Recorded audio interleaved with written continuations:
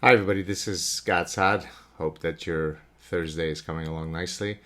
Earlier this morning, I posted some comments regarding Joe Biden and white supremacy. And so I thought I would read these for you here on my YouTube channel and on my podcast. And then I might add a few additional comments at the end. So here we go.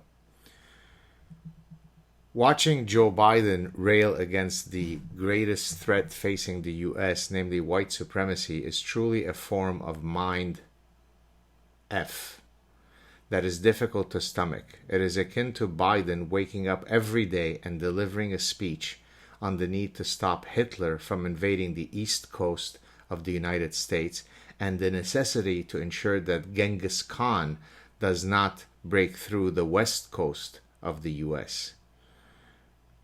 Who are the white supremacists? How many are there?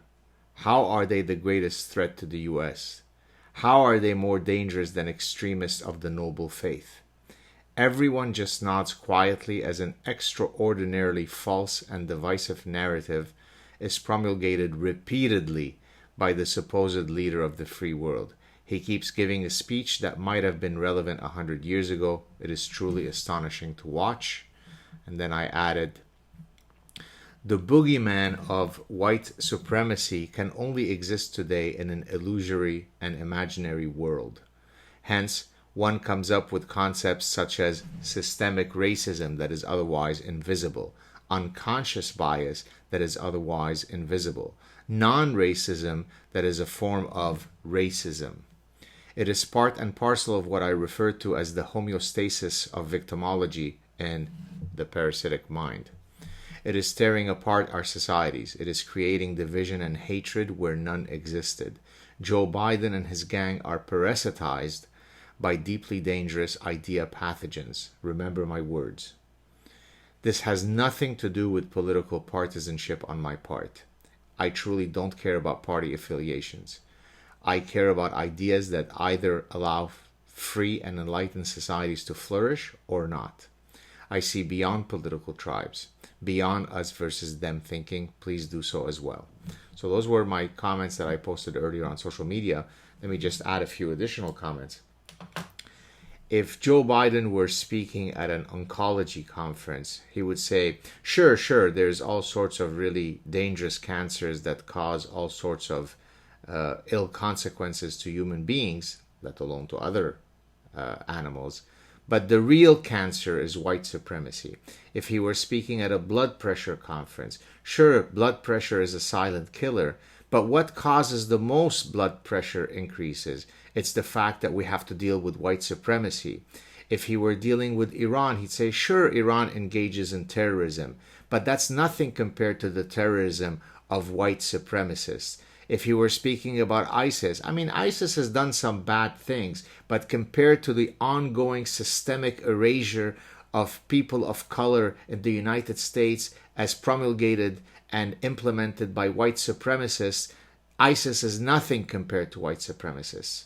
And on and on and on. And so I sit here and wonder, all of the super smart intellectuals that I know of that thought that Donald Trump was the absolute greatest existential threat that the world has ever seen or will ever see. How do they reconcile this with Joe Biden? And again, I don't bring up Donald Trump because I'm a surrogate of Donald Trump and I'm trying to defend him.